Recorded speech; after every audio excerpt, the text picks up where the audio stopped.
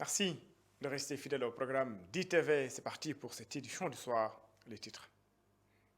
Les rideaux sont tombés sur la 145e édition de l'appel de Seydina Limamoulaye.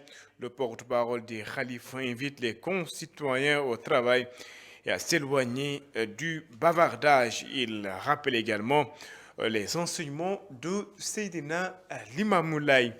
Migration irrégulière, le secrétariat permanent du comité interministériel de lutte contre la migration irrégulière et l'association Femmes Enfants Migration et Développement sensibilisent. Ils invitent les jeunes à ne pas céder à la tentation.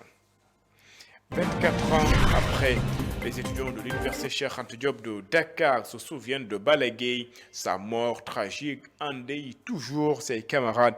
Il continue de réclamer justice. Voilà pour les titres. Le développement, c'est dans une poignée de secondes.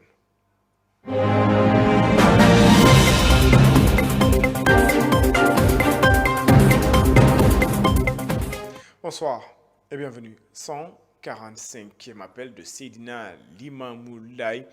Les rideaux sont donc tombés sur cette 145e édition. La cérémonie officielle donc a mis fin aux festivités de cette 145e édition de l'appel de Seydina Limamoulaye.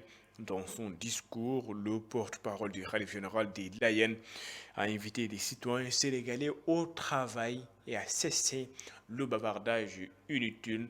Le porte-parole du Khalife qui a par ailleurs rappelé les enseignements de Seydina Limamoulaye a guidé donc les citoyens vers la droiture et exhorté les citoyens de faire le bien et d'éviter le mal. Le ministre de l'Intérieur, qui est venu représenter le chef de l'État, a également magnifié le rôle des familles religieuses au sein du Sénégal. Le ministre de l'Intérieur qui a rappelé l'importance donc de ces familles religieuses dans la stabilité du pays, mais également dans la cohésion du Sénégal.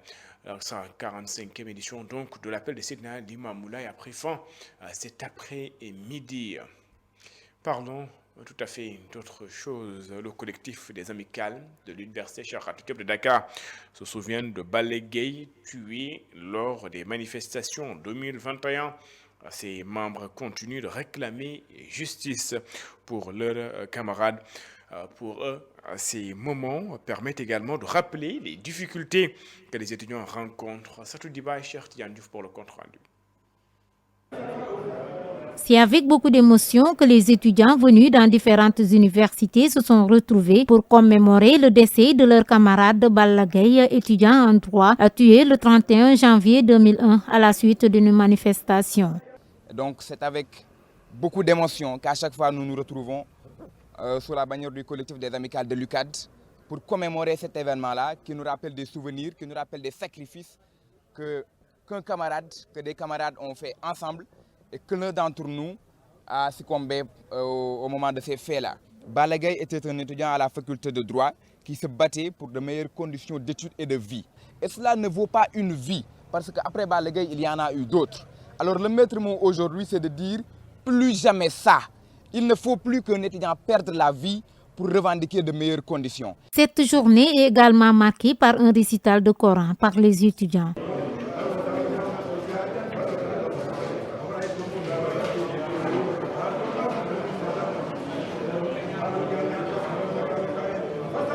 « 24 années sans justice, inacceptable dans un pays de droit », s'exclame Serigne Gakou Aïdara. Il interpelle les nouvelles autorités et insiste sur l'urgence de résoudre les difficultés que traversent les étudiants sénégalais. Le combat qui a été le combat de Balagueye est toujours le nôtre.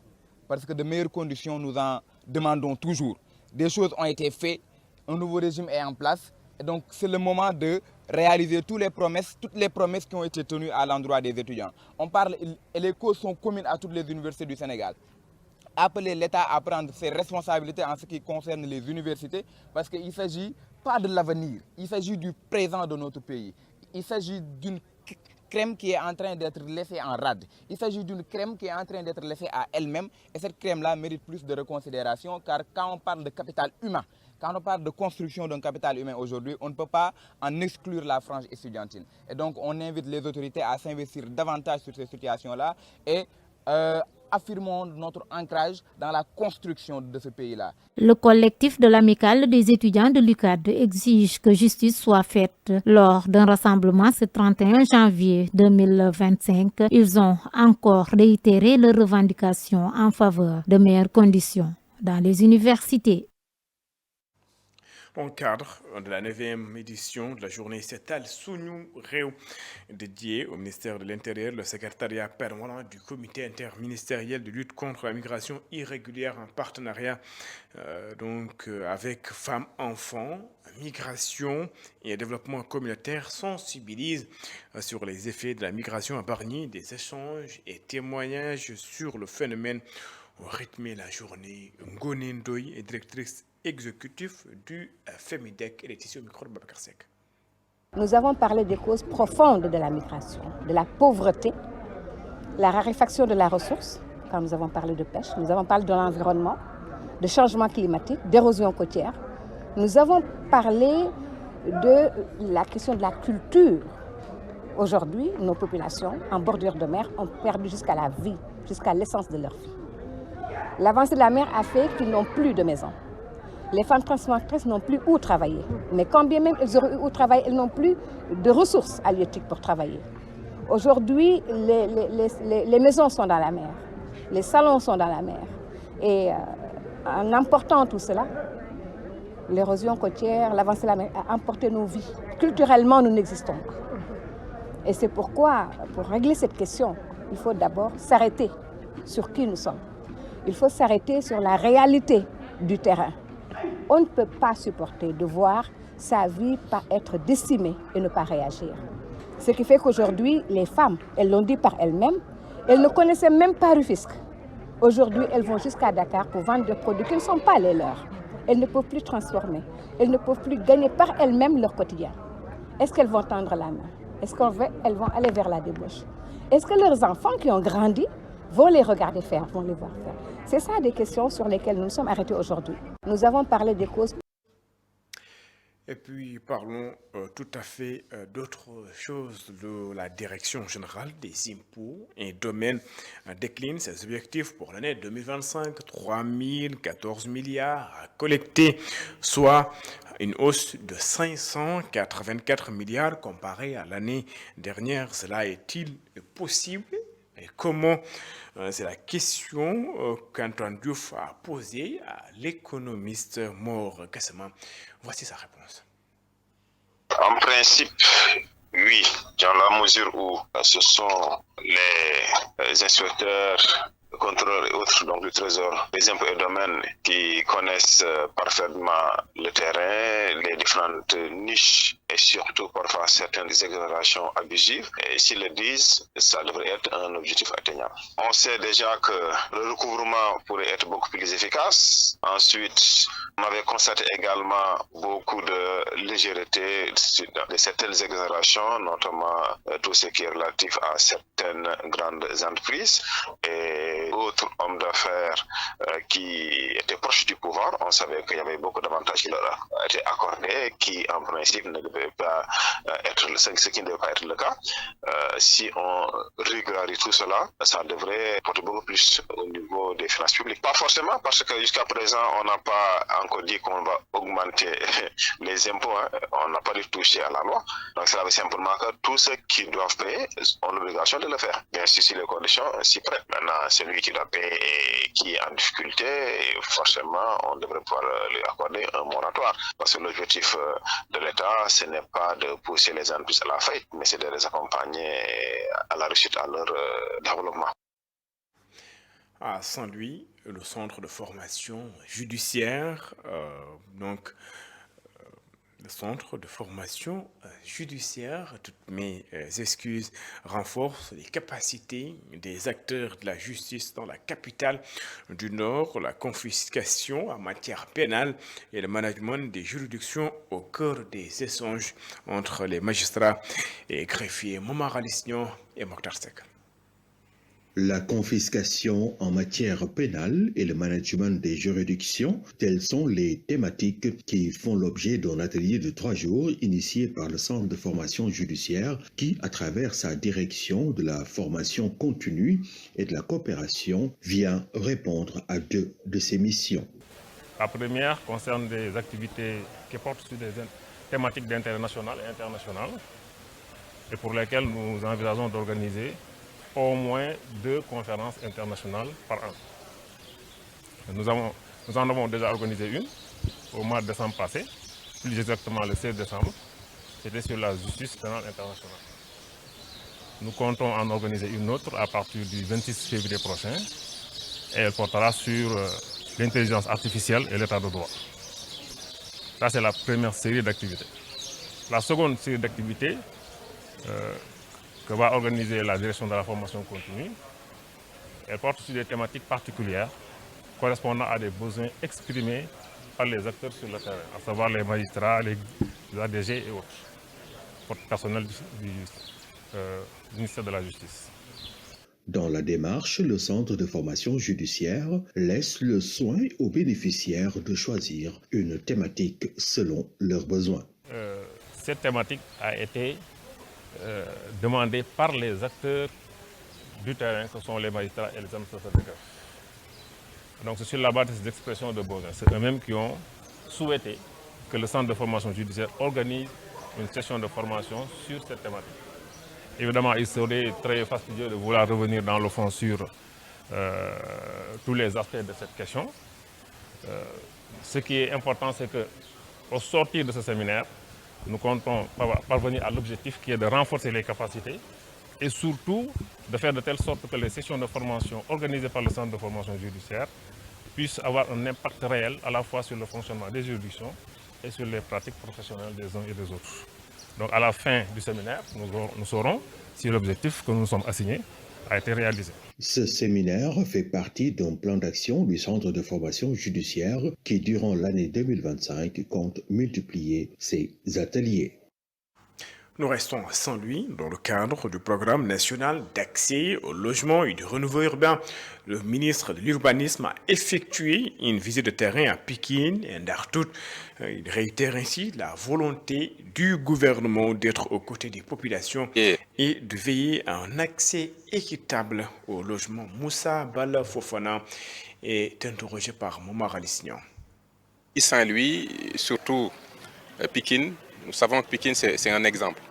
C'est un cas d'école avec des enjeux majeurs, des enjeux liés à la croissance démographique, des enjeux liés à l'assainissement, des enjeux liés au changement climatique, qui ne changent rien aux besoins d'accès au logement et d'un cadre urbain rénové et renouvelé. Voilà pourquoi nous voulions venir ici, après les discussions, les études, parler avec les citoyens, venir sur le terrain, voir nous-mêmes ce que le conseil de quartier voit comme priorité objectif avec nos services, la Fondation Droit à la Ville, l'urbanisme, cadre de vie, que nous puissions voir sur le terrain et appliquer l'instruction que nous a donnée le président de la République d'être proche des populations. Donc c'est bien de recevoir des rapports, de faire des audiences, de faire des études, mais à un moment donné, il faut descendre sur le terrain et écouter le citoyen qui, tous les jours, est en contact avec ces problèmes et c'est particulièrement le conseil de quartier avec les chefs de quartier et les équipes de quartier. Et ce que nous retenons aujourd'hui, c'est que Pikine va être l'une de nos priorités dans notre programme national d'accès au logement et de rénovation urbaine. La restructuration de Pikine sera une priorité du point de vue des enjeux que nous avons, mais surtout du poids démographique, qui est quand même un poids assez conséquent. L'objectif de ce déplacement de l'ensemble des services du ministère, ce n'est pas uniquement pour une concertation au niveau de la décentralisation, mais quand nous sommes sur le terrain, nous voulons parler décentralisation, nous voulons parler urbanisme, restructuration urbaine, accès au logement et gestion du cadre de vie.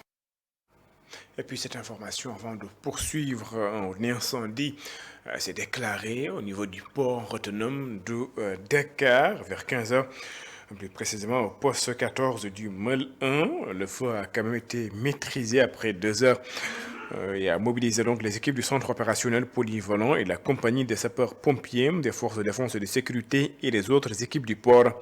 L'origine du feu est pour le moment inconnue. Des investigations sont en cours pour donc situer les responsabilités. Le port autonome de Dakar reste donc en alerte à toute occasion et à travers un dispositif opérationnel et une collaboration étroite avec les administrations compétentes pour réagir de manière efficace et minimiser les impacts.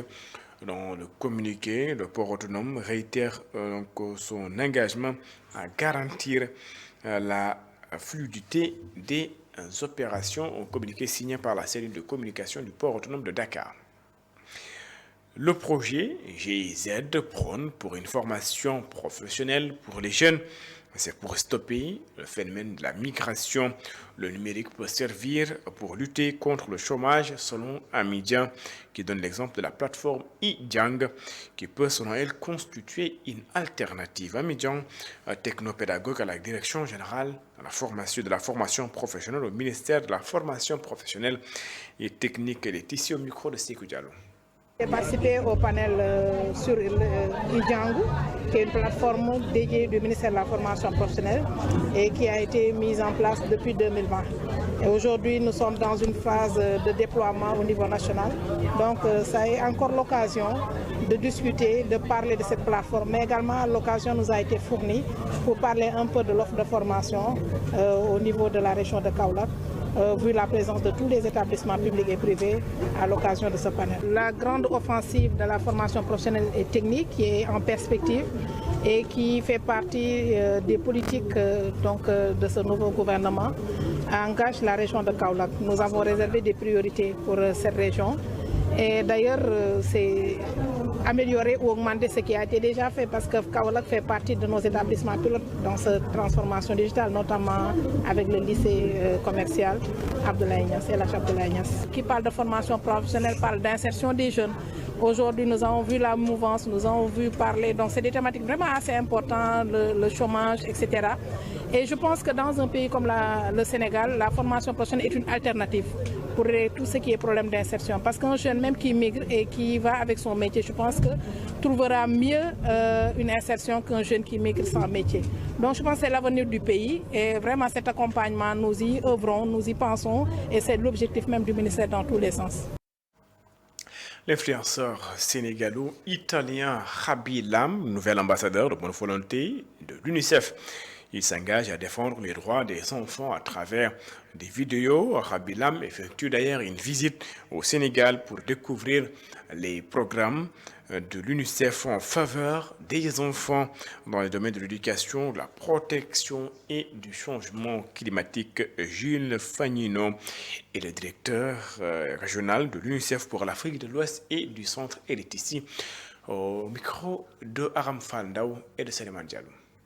Les enfants ont plus que jamais besoin de nous. Partout dans le monde, leurs droits sont attaqués. Ils souffrent de la violence, des effets dévastateurs du changement climatique ou des inégalités qui les privent d'apprendre, de jouer et de grandir en sécurité. Mais malgré ces défis, il y a de l'espoir. L'espoir nourri par ceux qui décident d'agir. L'un d'entre eux est Khaby Lame, influenceur sénégalo-italien et créateur le plus suivi sur TikTok.